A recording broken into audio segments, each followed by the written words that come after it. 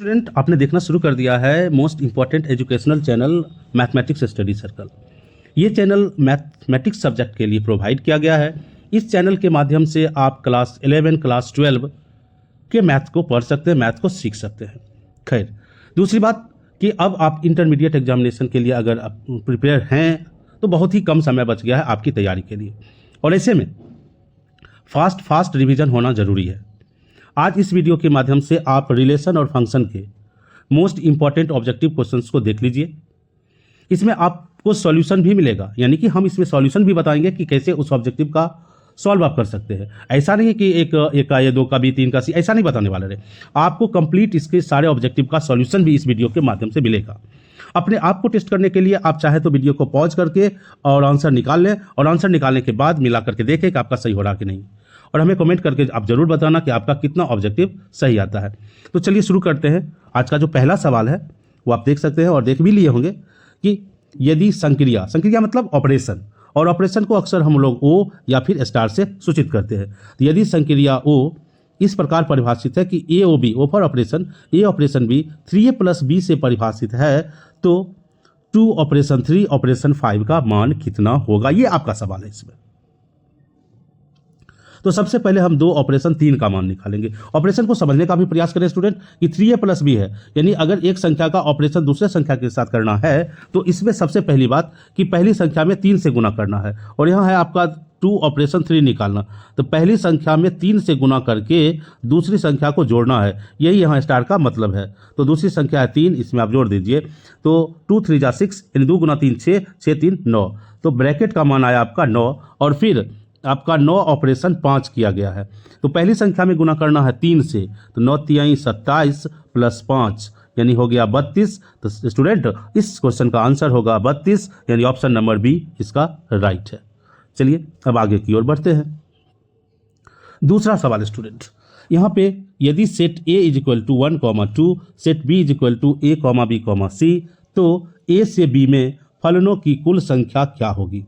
This is also most important question student, बहुत बार आ चुका है।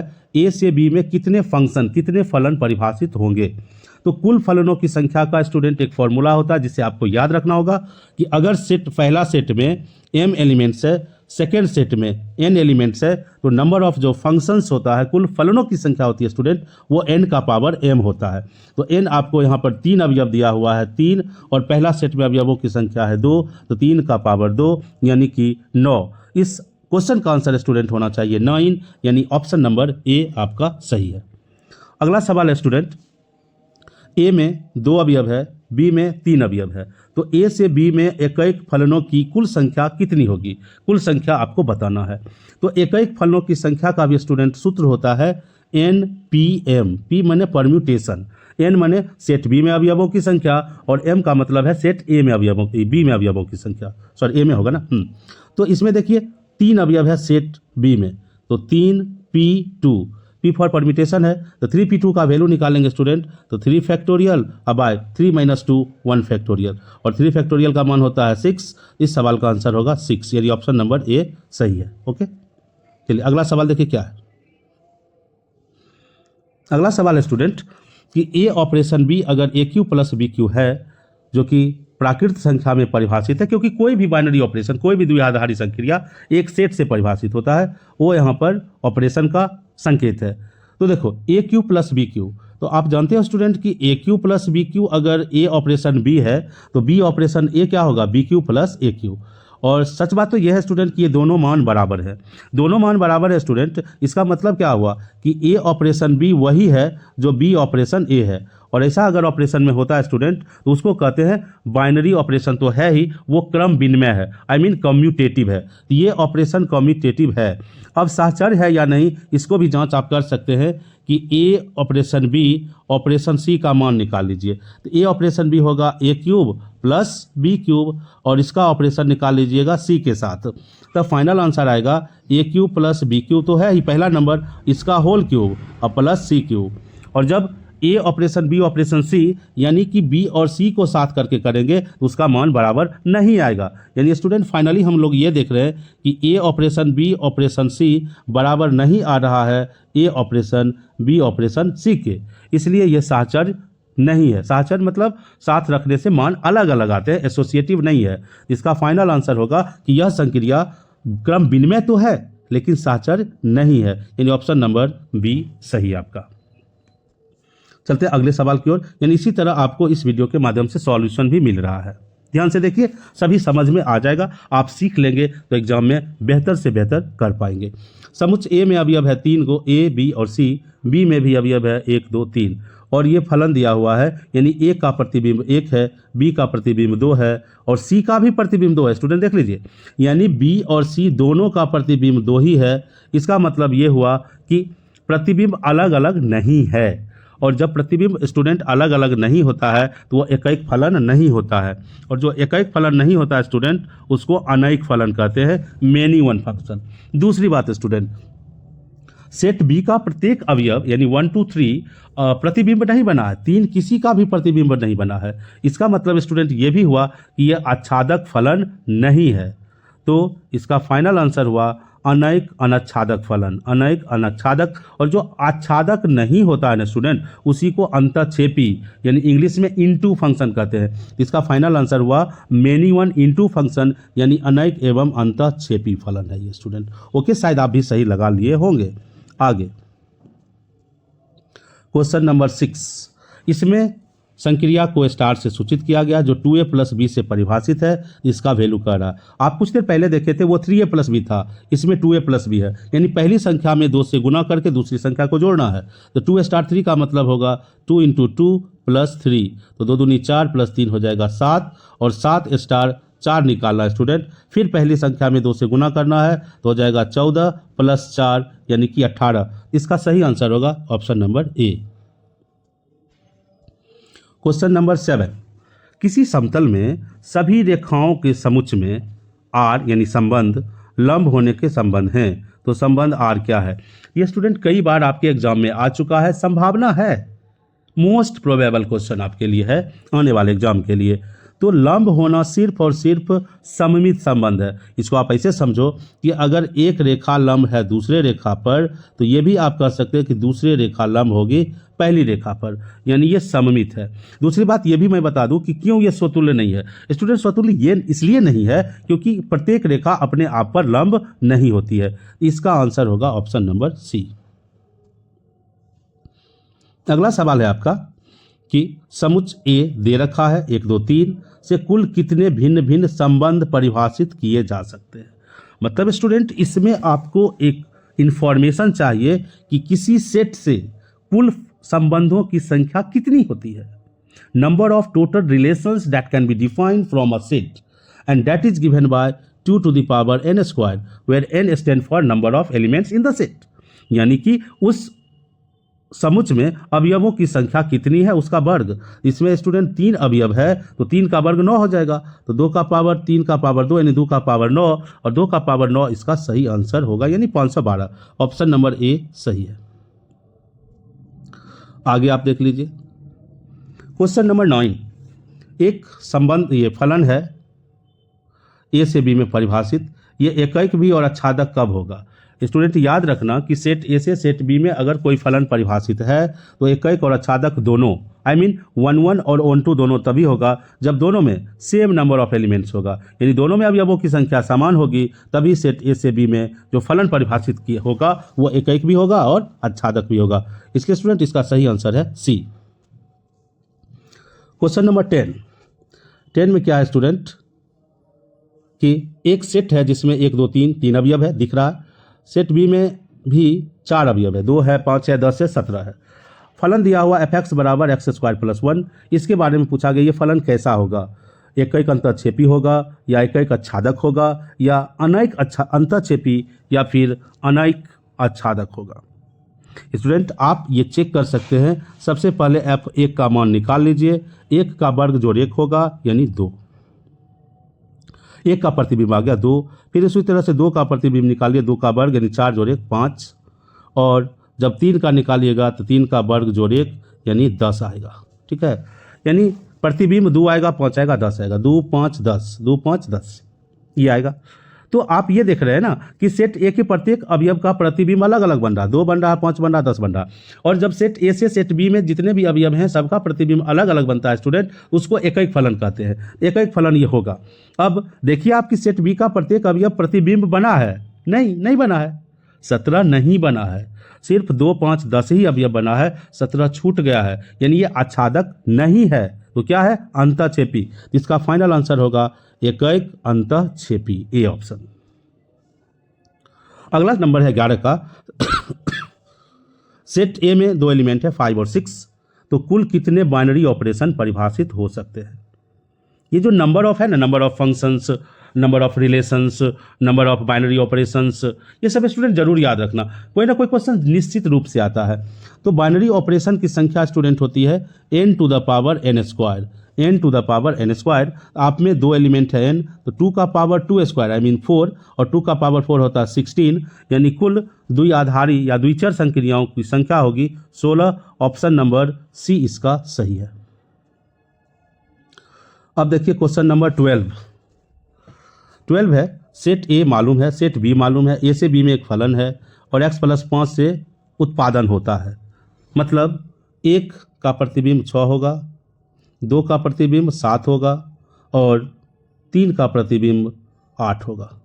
आप स्टूडेंट देख रहे हैं, 1 मिल गया 6 से, 2 7 से और 3 8 से, यानी ऐसा फलन है जिसमें सेट ए के प्रत्येक अवयव का प्रतिबिंब सेट बी में अलग अलग भी बनता है और सेट बी का प्रत्येक अवयव प्रतिबिंब बन भी जाता है, यानी कोई बेकार नहीं रहता। इसका मतलब हुआ कि यह फलन एकैक भी है और आच्छादक भी है। इसका ऑप्शन नंबर 20 सही है, एकैक और आच्छादक। चलिए आगे, अगला सवाल है स्टूडेंट, बहुत आसान है ये।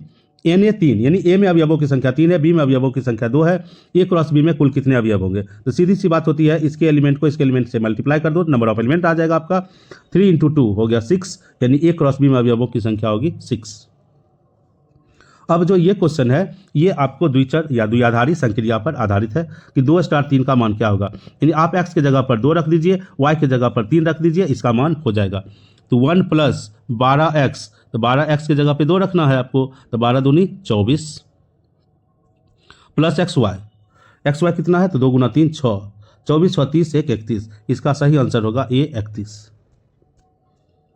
क्वेश्चन नंबर 15, कोई फलन ए से बी में आच्छादक कब होगा? अभी आपको मैंने बताया था कि अगर सेट बी का सभी अवयव, देखते हैं कई बार पूछा, ये कई बार क्वेश्चन आया, अगर ए से बी में कोई फलन आच्छादक है तो समुच्च बी का सभी अवयव प्रतिबिंब बनेगा, यानी फलन का मान पूरा समुच्च बी को ढक लेना चाहिए, यानी एफ ए बराबर बी के ओर जाना चाहिए। एफ ए का मतलब हुआ कि सेट ए का जितना एलिमेंट है फलन में रखते जाएंगे और टोटल प्रतिबिंब सेट बी का मिल जाना चाहिए, यानी बी इसका सही आंसर है। क्वेश्चन नंबर 16, क्वेश्चन नंबर 16 जब स्टूडेंट करिएगे, इसका परास पूछता, परास मतलब रेंज, रेंज मतलब इस फलन का मान क्या क्या आ सकता है, कहाँ से कहाँ तक आ सकता है, और उसी से आपको परास निकलेगा इस सवाल में। ऐसे इसमें शायद परास के बदला में पूछा गया था प्रांत। प्रांत मतलब जिसके लिए फलन परिभाषित है। और देखो बच्चों, प्रांत मतलब है वर्गमूल और प्रांत का मतलब हो गया डोमेन, और ये फलन तभी परिभाषित होगा जब x - 1 3 - x वर्गमूल है तो ग्रेटर देन इक्वल टू क्या होना चाहिए? 0। और ये ग्रेटर देन इक्वल टू 0 तभी होगा जब x का मान आप 1 से 3 के बीच वाला लेंगे। 1 से 3 के बीच वाला लेंगे तब ये इनइक्वलिटी जो है वो 0 या उससे अधिक होगा। आपका आंसर होगा ए। ठीक, आगे क्वेश्चन नंबर 17 स्टूडेंट देखो, R से R में इस तरह से फंक्शन परिभाषित है, fx है 2x + 3, इन्वर्स पूछा यानी प्रतिलोम व्युत्क्रम क्या होगा, f इन्वर्स पूछा गया है। स्टूडेंट इसका 2 तरीका हो सकता है। एक तरीका तो आपको ये करना होगा कि fx को आप y मान लो, तो y बराबर लिख दो 2x + 3। देखो प्रतिलोम फलन होता क्या है, तो जो फलन दिया हुआ है ना उसका जस्ट अपोजिट करने का मतलब ये है कि अगर आप इसमें x का मान 1 रखो तो इसका मान कितना आएगा? 2 × 1 2, 2 + 3 5। तो ऐसा फलन ढूंढो ना जिसमें 5 रखोगे तो 1 आएगा। ध्यान देना स्टूडेंट, 1 रखे तो आप 5 आया, तो ऐसा फलन होना चाहिए जिसमें 5 रखेंगे 1 आएगा, उसी को व्युत्क्रम फलन कहते हैं। और इससे आंसर भी आप जल्दी पिकअप कर सकते हैं कि देखिए इसमें से किसमें 5 रखेंगे तो 1 आएगा, 5 रखेंगे तो 1 इसमें नहीं आएगा, 5 रखेंगे तो इसमें भी 1 नहीं आएगा, 5 रखेंगे ना इसमें 1 आएगा। ये इसका क्वेश्चन नंबर 18 क्या है स्टूडेंट? fx + 2f1 - x बराबर है x² + 2 for all x belongs R, तो एफ एक्स का वैल्यू क्या होगा। ये थोड़ा सा अच्छा क्वेश्चन है। अगर एक चीज़ मैं यहाँ पे बता देना चाहता हूँ कि जब आप एग्जाम दोगे तो वहाँ पे 100 ऑब्जेक्टिव आएगा, ठीक है, और आपको जवाब 50 का ही देना है। हमें तो क्वेश्चन बताना है, हम बता ही रहे, लेकिन आप ये याद रखना कि जब 50 ही क्वेश्चन का जवाब देना है, आप सेलेक्टिव 50 का जवाब दो। ऐसा नहीं कि शुरू से ही 50 का जवाब देना। जो जो क्वेश्चन आपको आसान लगे, जल्दी बनने वाला हो, कैलकुलेशन में कम भीड़ पड़े, वो क्वेश्चन आप 50 का जवाब दे दो, ठीक है। फिर भाल देखिए, ये क्वेश्चन है, तो जो पहले दिया हुआ उसको मान लीजिए समीकरण नंबर 1। अब क्या करिए, x के जगह पे रिप्लेस करके f 1 माइनस एक्स रख देना है। तो क्या आ जाएगा, f of 1 minus x plus 2। जब x को 1 माइनस एक्स से करोगे ना, 1 1 कट करके आएगा fx, और बराबर होगा स्टूडेंट 1 माइनस एक्स का होल स्क्वायर, और प्लस क्या है 2। इसको इक्वेशन नंबर 2 मान लो, ठीक है। कॉपी पर भी आप कैलकुलेशन कर सकते हो। अब क्या करेंगे स्टूडेंट कि समीकरण 2 में 2 से गुना करके समीकरण 1 को घटा देंगे, तो ये टर्म और ये टर्म कट जाएगा। तो यहाँ आएगा 4fx, और 4fx में fx घटेगा तो क्या आएगा 3fx। तो जो आएगा वो हम लिख रहे हैं 3fx बराबर आएगा स्टूडेंट, 2 से गुना किए थे, हाँ, तो 2 से गुना किए थे 2 इंटू 1 माइनस एक्स का होल स्क्वायर प्लस 4, और उस वाला क्या होगा माइनस एक्स स्क्वायर और माइनस 2। अब इसको कैलकुलेशन करोगे तो final 2x square minus x, हाँ, x square minus 4x plus 4 आएगा, यानी फाइनल आ जाएगा आपको x माइनस 2 का होल स्क्वायर। x माइनस 2 का होल स्क्वायर, उधर है 3fx, तो आपको fx पूछा है तो 3 से भाग लग जाएगा, यानी आंसर आएगा x माइनस 2 का होल स्क्वायर बटे 3। और ये देखिए ऑप्शन नंबर किस में है, तो ऑप्शन नंबर सी में है, तो ये आपका सही आंसर हुआ। चलिए question number 9। Question number 9 student क्या है कि a स्टार b का वैल्यू दिया हुआ a square plus b square, यानी कि जब भी ऑपरेशन होगा तो दोनों नंबर के वर्ग का सम होगा। जैसे 1 स्टार 2 अगर पूछेगा तो 1 स्क्वायर जो 2 स्क्वायर, 1 स्क्वायर हो गया 1, 2 स्क्वायर हो गया 4, ये मिलके बनाएगा 5। और फिर सवाल है आपका 5 स्टार 6, तो वर्गों का योग है, क्योंकि a स्क्वायर जोड़ b स्क्वायर, 5 स्क्वायर जोड़ 6 स्क्वायर, 5 स्क्वायर 25, 6 स्क्वायर 36, और 36 और 25 आपका हो जाएगा 61, तो आंसर हो जाएगा आपका 61। अगला सवाल, आर बराबर संबंध दिया हुआ है, समुच्च भी दिया हुआ 1 2 3 4। आपको पता होना ये कैसा संबंध है स्टूडेंट, आपको पता होना चाहिए। संबंध मुख्यतः 3 प्रकार के होते हैं, स्वतुल्य, सममित और संक्रमक। स्वतुल्य मतलब समान समान होना चाहिए, और सममित मतलब अगर 1 2 है तो उसमें 2 1 भी आना चाहिए, जैसा कि मैं उदाहरण के द्वारा आपको बता रहा हूँ। और संक्रमक का मतलब है जिसको हम लोग ट्रांजिटिव रिलेशन कहते हैं, कि अगर इसमें 1 2 2 4 तो 1 4 आना चाहिए, ऐसा। तो आप यहाँ देख लो कि इसमें 1 1 2 2 3 3, 1 1 फिर 2 2, ये सब नहीं है, इसका मतलब स्वतुल्य नहीं है, पहली बात। उसके बाद देखते हैं कि ये सममित है कि नहीं। सममित का मतलब स्टूडेंट जितने भी अवयव होंगे उसका उल्टा अवयव भी उसमें रहना चाहिए। जैसे देखिए 1 3 है तो इसका उल्टा है 3 1, अभी तक ठीक है सममित के लिए। 4 2 है तो 2 4 भी है, अभी तक ठीक है। लेकिन 2 3 है, इसमें 3 2 नहीं है, तो क्लियर हो गया, यह सममित भी नहीं है, यानी स्वतुल्य नहीं है, सममित नहीं है। अब बात करते हैं संक्रमकता की। संक्रमकता में देख लीजिए कि इसमें 1 3 है, 3 1 है, यानी 1 संबंधित है 3 से, 3 संबंधित है 1 से, लेकिन 1 1 इसमें उपलब्ध नहीं है। ये सफिशियंट है ये बताने के लिए कि यह संबंध संक्रमक भी नहीं है। इसका सही आंसर होगा डी, इनमें से कोई नहीं। यानी स्टूडेंट ना तो ये स्वतुल्य है, ना ही सम्मित है, ना ही संक्रमक है।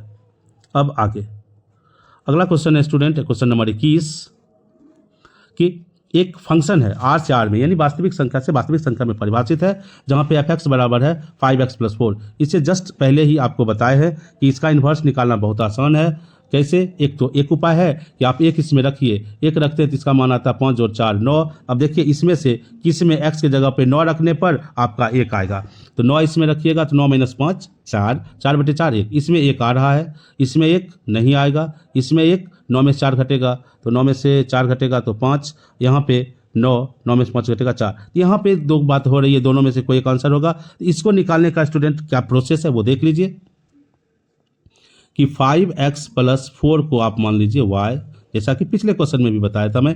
5x हो जाएगा y - 4, तो x बराबर होगा y - 4/5, तो y - 4/5 इसका सही आंसर होगा। और वो ऑप्शन क्या है, y - 4। यानी जब fx में लिखा जाएगा फंक्शन बच्चों तो x - 4 बटे क्या लिखा जाएगा 5, यानी आंसर होगा सी। क्वेश्चन नंबर 22, एक ये सेट दिया हुआ है, एक रिलेशन दिया हुआ है, बताना है रिलेशन कैसा है। देखो बच्चों, एक एक इसमें है, दो दो नहीं है, लेकिन तीन तीन नहीं है। इसमें देखो एक एक मिल गया आपको, दो दो मिल गया, तीन तीन नहीं है, तो ये निश्चित हो गया कि स्वतुल्य नहीं है। अब आगे सममितता की जांच कर लेते हैं। एक दो इसमें है, दो एक है, एक एक का उल्टा एक एक है तो है ही, एक तीन है लेकिन तीन एक इसमें नहीं है तो सममित भी नहीं होगा। अब संक्रमकता की बात करते हैं।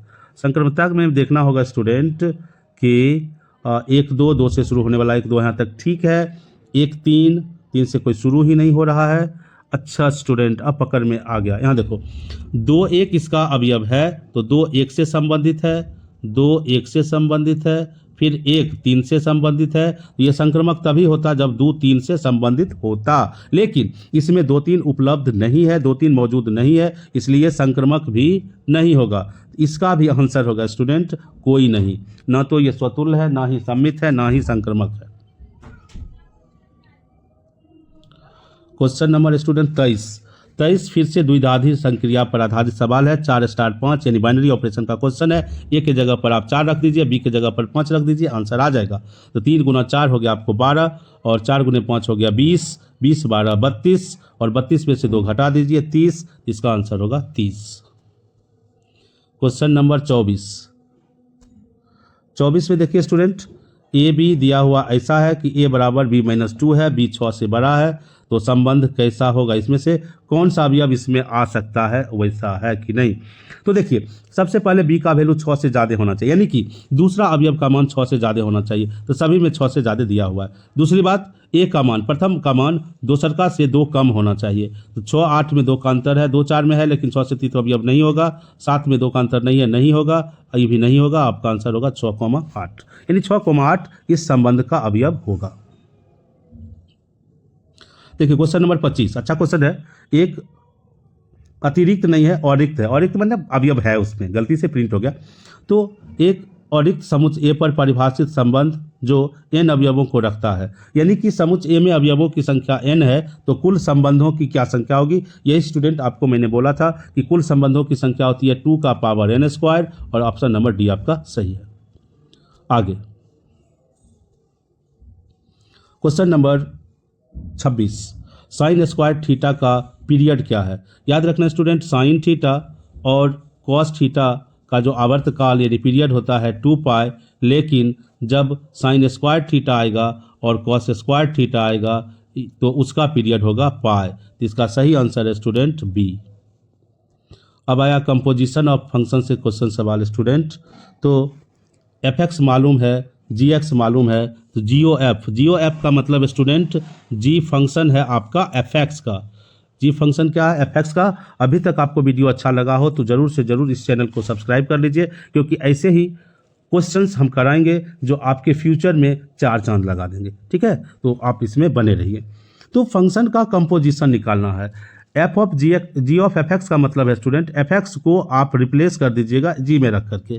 तो g है 2x + 3, g क्या है स्टूडेंट 2x + 3, तो 2 और x के जगह पर स्टूडेंट ये पूरा आ जाएगा, यानी x² - 1, तो 2 × x² - 1 + 3, तो फाइनल आंसर हो जाएगा 2x² - 2 + 3, 2x² - 2 + 3, यानी 2x² + 1। इसका सही आंसर होगा 2x² + 1।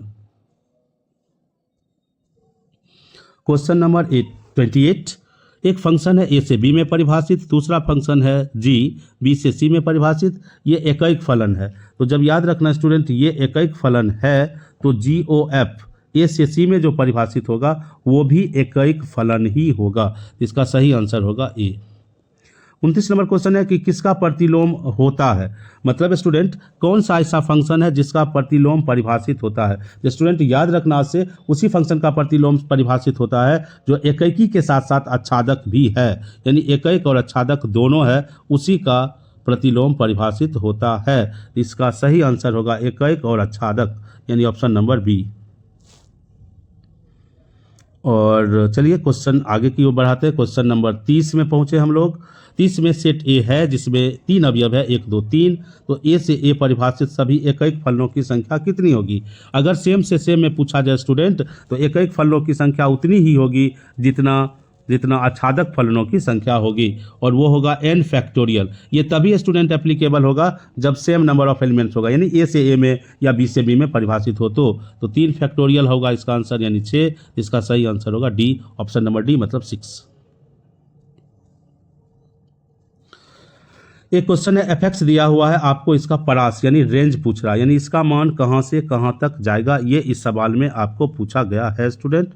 यानी कि अगर x कुछ भी हो, जो भी कुछ भी वास्तविक संख्या हो, तो इसका मान कहां से कहां तक होगा, ये इस क्वेश्चन में पूछा गया है।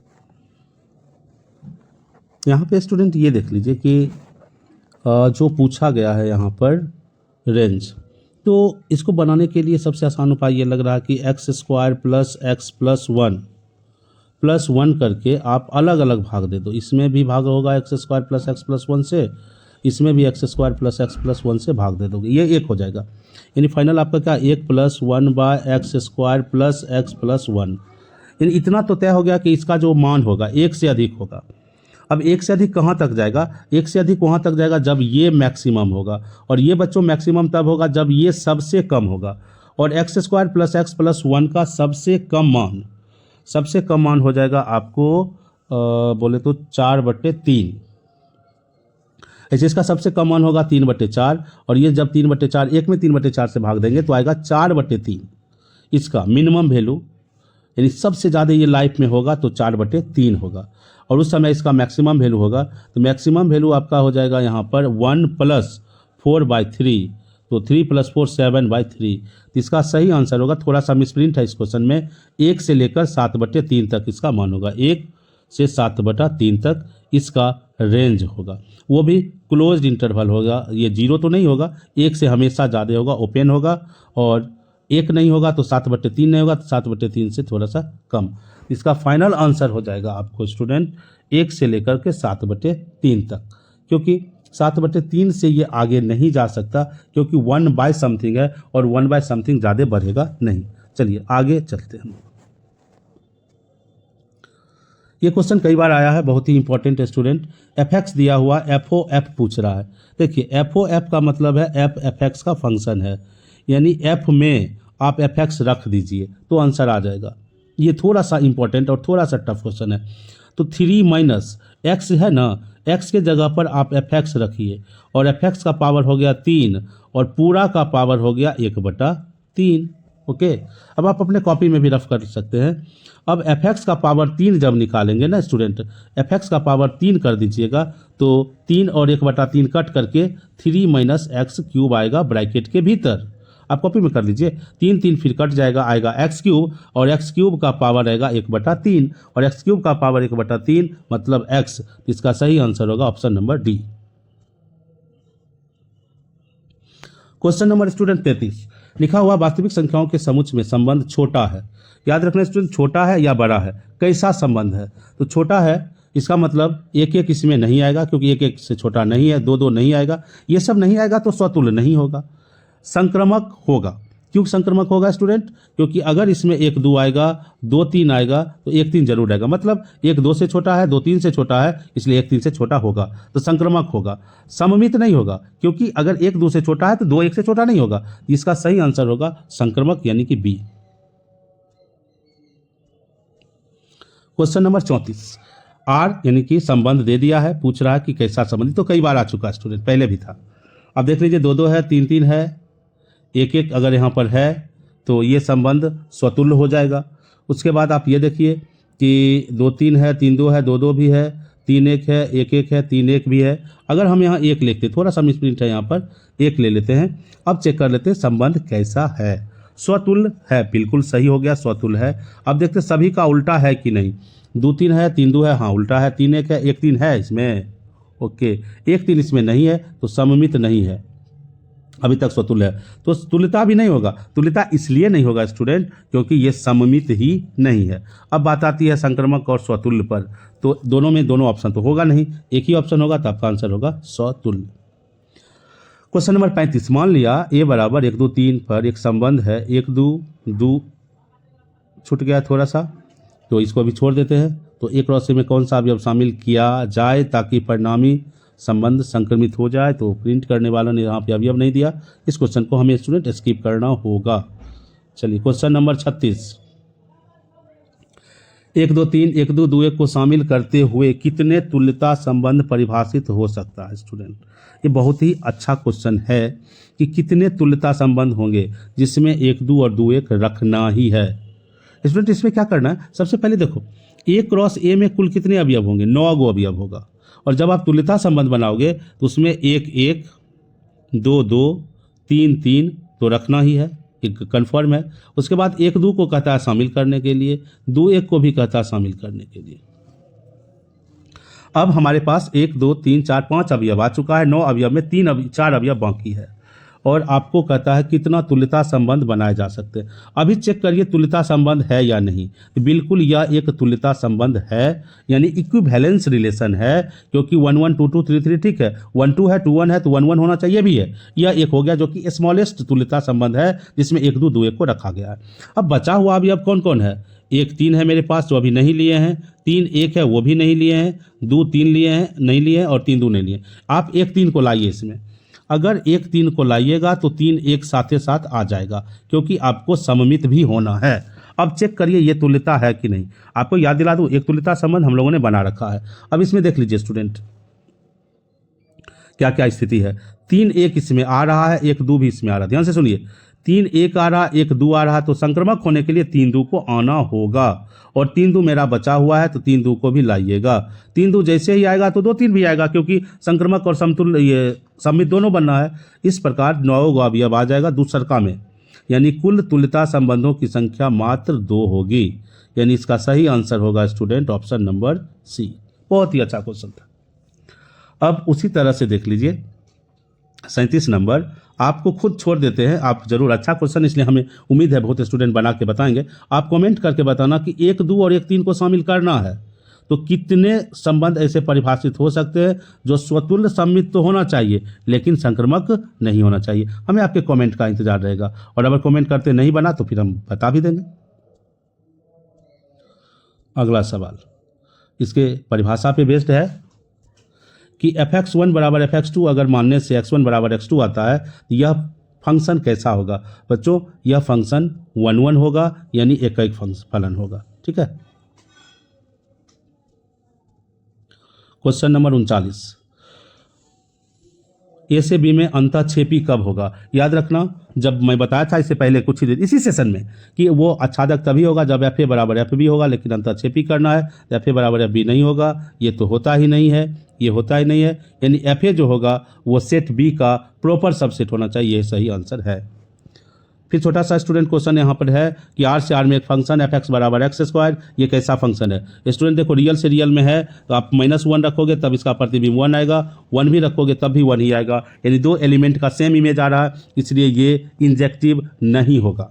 ठीक है, ये इंजेक्टिव नहीं होगा, तो नाइदर इंजेक्टिव में अभी जा रहे हैं। और ये सर्जेक्टिव भी नहीं होगा, क्योंकि आर से आर में है, जब भी प्रतिबिंब ये देगा धनात्मक यानी पॉजिटिव ही देगा, हमेशा निगेटिव इमेज नहीं बनेगा, इसलिए ये सर्जेक्टिव नहीं होगा। So it's right answer is neither injective nor surjective. मतलब ना ही ये मतलब 1 1 फंक्शन है, यानी ना ही ये एकैक फलन है, ना ही ये आच्छादक फलन है। क्वेश्चन नंबर 41, सेट ए में 1 से लेकर n तक अवयव दिया हुआ, कितने बाइजेक्टिव फंक्शन बनेंगे। स्टूडेंट याद रखना, इससे पहले भी अभी तुरंत आपको हम बताए थे कि कुल 1 1 फंक्शन हो या ऑन टू फंक्शन हो या 1 1 ऑन टू दोनों हो, n फैक्टोरियल सही आंसर है। इसका सही आंसर होगा बी।